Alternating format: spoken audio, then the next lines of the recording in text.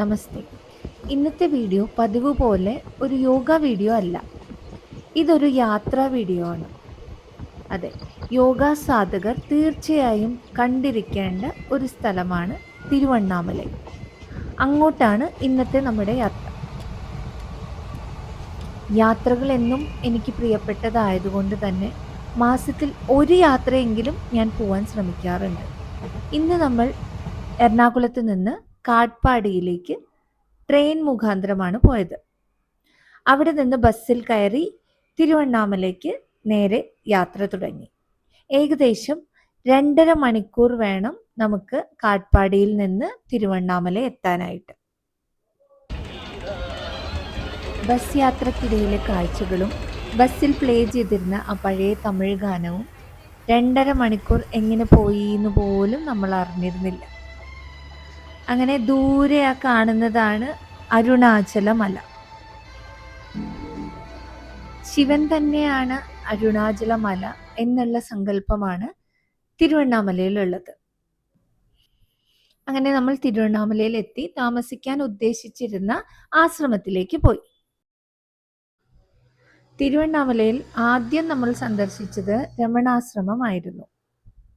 ഇനി രമണ മഹർഷി ആരെന്നറിയാത്തവർക്കായി ചെറിയൊരു ഡിസ്ക്രിപ്ഷൻ ഞാൻ വീഡിയോയിൽ കൊടുത്തിട്ടുണ്ട്. ഇതിനപ്പുറത്തേക്ക് മൊബൈല് അനുവദനീയമല്ലാത്തതുകൊണ്ട് തന്നെ ബാക്കിയുള്ള വിഷ്വൽസ് എനിക്ക് പകർത്തുവാൻ സാധിച്ചില്ല. രമണാശ്രമത്തിൽ കുറച്ചധികം നേരം അരുണാചലമലയുടെ മുകളിലുള്ള സ്കന്ദാശ്രമത്തിലേക്കും വിരുപക്ഷ കേവിലേക്കും ഞങ്ങൾ യാത്ര തിരിച്ചു. ഏകദേശം 3 കിലോമീറ്റർ നടന്നു വേണം മുകളിലെത്തുവാൻ. ഉച്ചയ്ക്ക് 2:30 ഞങ്ങൾ മല കയറാൻ തുടങ്ങി. ഉച്ച സമയമായതുകൊണ്ട് തന്നെ അത്യാവശ്യം നല്ല വെയിലുണ്ടായിരുന്നു. മുന്നിലേക്ക് നടക്കും തോറും മരങ്ങളുള്ളത് കൊണ്ടാവാം വെയിലിൻ്റെ ആക്കം ഒന്ന് കുറഞ്ഞിരുന്നു. ഇളം കാറ്റുമുണ്ടായിരുന്നു. സ്കന്ദാശ്രമവും വിരുപക്ഷ കേവും രമണ മഹർഷി ആശ്രമ അതോറിറ്റി തന്നെയാണ് മെയിൻറ്റെയിൻ ചെയ്യുന്നത്. പോകുന്ന വഴി നന്നായി മെയിൻറ്റെയിൻ ചെയ്തിട്ടുണ്ട്. മിനുസമുള്ള പാറക്കല്ലുകൾ പതിപ്പിച്ച വഴി ആയതുകൊണ്ട് തന്നെ അത്ര കണ്ട് ബുദ്ധിമുട്ടുണ്ടായിരുന്നില്ല മുകളിലേക്ക് കയറാൻ. കാടായതുകൊണ്ട് തന്നെ പലതരത്തിലുള്ള കാഴ്ചകൾ നമുക്കവിടെ കാണാമായിരുന്നു. മരങ്ങൾക്കിടയിൽ ചില യോഗിവര്യന്മാർ ഇരുന്ന് ധ്യാനിക്കുന്നതും ശ്രദ്ധയിൽപ്പെട്ടിരുന്നു.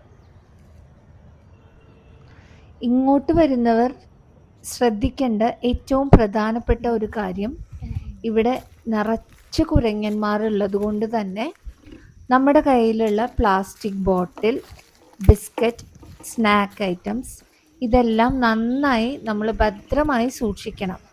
ഇല്ലെങ്കിൽ അവ നമ്മളെ ആക്രമിക്കും. ഞങ്ങളുടെ മുമ്പിൽ പോയിരുന്ന 1-2 പേരുടെ ബാഗ് തട്ടിപ്പറിച്ചു വാങ്ങി വളരെയധികം അവരെ ബുദ്ധിമുട്ടിച്ചിരുന്നു. പിന്നെ നമുക്ക് പോകുന്ന വഴിയിൽ കുറേ വഴിയോര കച്ചവടക്കാരെ കാണാൻ പറ്റും. ചൂടായതുകൊണ്ട് തന്നെ ജ്യൂസ് സ്റ്റോൾസ് ഉണ്ട്.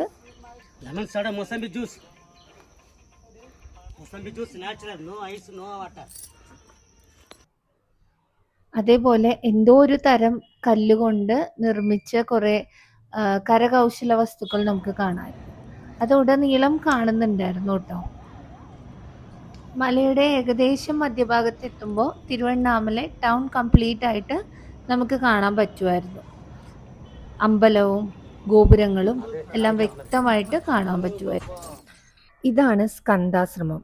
ഇവിടെയാണ് രമണ മഹർഷിയും അദ്ദേഹത്തിൻ്റെ അമ്മയും ഏറെക്കാലം താമസിച്ചിരുന്നത്. അദ്ദേഹത്തിൻ്റെ അമ്മ മഹാസമാധി ആയതും ഇവിടെ വച്ച് തന്നെയാണ്. സ്കന്ദാശ്രമം സന്ദർശിച്ച് മല താഴേക്ക് ഇറങ്ങി വേണം നമുക്ക് വിരുപക്ഷ കേവിലേക്ക് എത്തുവാൻ. താഴേക്കുള്ള വഴി അത്യാവശ്യം സ്ലിപ്പാവാൻ സാധ്യതയുള്ളതുകൊണ്ട് തന്നെ സൂക്ഷിച്ചു വേണം ഇറങ്ങുവാൻ. വളരെ പണ്ട് കാലത്ത് വിരൂപാക്ഷൻ എന്നൊരു മഹാസിദ്ധർ വളരെ കാലം തപസ് ചെയ്ത അദ്ദേഹത്തിൻ്റെ ജീവസമാധിയാണ് വിരുപക്ഷ കേവിൻ്റെ ഉള്ളിലുള്ളത്. കുറേ നേരം അതിനകത്തിരുന്ന് മെഡിറ്റേറ്റ് ചെയ്തിരുന്നു. ഉള്ളിൽ അതിയായ ചൂടായിരുന്നെങ്കിൽ പോലും ഒരു പ്രത്യേക എനർജി ആയിരുന്നു അവിടെ ഇരുന്ന് മെഡിറ്റേറ്റ് ചെയ്യുമ്പോൾ. ഇതെല്ലാം ഡയറക്റ്റ് പോയി എക്സ്പീരിയൻസ് ചെയ്യേണ്ടത്. വിരുപക്ഷ കേവിൽ നിന്ന് പിന്നീട് ഞങ്ങൾ പോയത് ശ്രീ മൗനഗുരു ശിവനാരായണ സ്വാമി 17 വർഷം മെഡിറ്റേറ്റ് ചെയ്തിരുന്ന അദ്ദേഹത്തിൻ്റെ ആശ്രമത്തിലേക്കായിരുന്നു. അവിടെയും കുറച്ചധികം നേരം മെഡിറ്റേറ്റ് ചെയ്യാൻ ഞങ്ങൾക്ക് സാധിച്ചു. ഈ പുണ്യസ്ഥലങ്ങളിലെല്ലാം മൊബൈൽ അലൗഡ് അല്ലാത്തതുകൊണ്ട് തന്നെ ഉള്ളിലുള്ള വിഷ്വൽസ് നമുക്ക് എടുക്കാൻ സാധിച്ചിരുന്നില്ല. അവിടെ നിന്ന് ഞങ്ങൾ പിന്നീട് പോയത് ഗുഹൈ നമശിവായർ എന്നൊരു സിദ്ധറിൻ്റെ ജീവസമാധിയിലേക്കായിരുന്നു.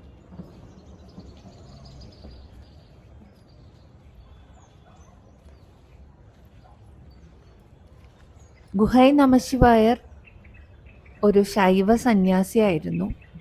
അദ്ദേഹം കുറേ കാലം തിരുവണ്ണാമലയിലുള്ള ഈ ഗുഹയിൽ നമശിവായ മന്ത്രം ജപിച്ച് കുറേയേറെ കാലം തപസ് അനുഷ്ഠിച്ചിരുന്നുവെന്നും അതുകൊണ്ടാണ് അദ്ദേഹത്തിന് നമശിവായർ എന്നുള്ള പേര് ലഭിച്ചത് എന്നുമാണ് അറിയപ്പെടുന്നത്.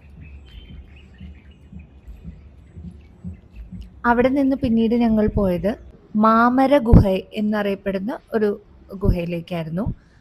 അവിടെയും രമണ മഹർഷി കുറേയധികം കാലം ധ്യാനിച്ചിരുന്നിട്ടുണ്ട് എന്നാണ് പറയപ്പെടുന്നത്. പിന്നീടുള്ള യാത്ര മുലപ്പാൽ തീർത്ഥത്തിലേക്കായിരുന്നു. തിരുവണ്ണാമലയിലെ പരാശക്തി ശ്രീ ഉണ്ണാമല അമ്മൻ്റെ മുലപ്പാലാണ് എന്നുള്ള ഐതിഹ്യമാണ് ഇവിടെ ഈ മുലപ്പാൽ തീർത്ഥം കൊണ്ട് അർത്ഥമാക്കുന്നത്. ഒരു വലിയ കുളത്തിൻ്റെ നടുകിലായിട്ട് ഒരു കിണർ, നല്ല ശുദ്ധമായ തണുത്ത തണ്ണീരായിരുന്നു അവിടെ ഉണ്ടായിരുന്നത്. അവിടെ നിന്ന് ആ തീർത്ഥം കുടിച്ചതിന് ശേഷം തൊട്ടുമുകളിലുള്ള ഉണ്ണാമല അമ്മൻ്റെ ഒരു ചെറിയ ക്ഷേത്രമുണ്ട്, അവിടേക്ക് ഞങ്ങൾ പോയി. തിരുവണ്ണാമലയിലെ അരുണാചല ക്ഷേത്രം പഞ്ചഭൂതങ്ങളിൽ അഗ്നിയെ പ്രദാനം ചെയ്യുന്നതാണ്. മലയുടെ മുകളിൽ ധാരാളം സിദ്ധരെ നമ്മൾ കാണാൻ സാധിച്ചിരുന്നു. അവർ മെഡിറ്റേറ്റ് ചെയ്യുന്നതെല്ലാം കാണാൻ സാധിച്ചിരുന്നു. ഞങ്ങളും അവിടെ കുറേ നേരം ഇരുന്ന് മെഡിറ്റേറ്റ് ചെയ്തിരുന്നു. ധാരാളം വന്യമൃഗങ്ങൾ ഉണ്ടായിട്ട് പോലും ശിവനിൽ ലയിച്ച് ആത്മസ്വരൂപത്തിലേക്കുള്ള യാത്ര തുടർന്നു കൊണ്ടേയിരുന്നു.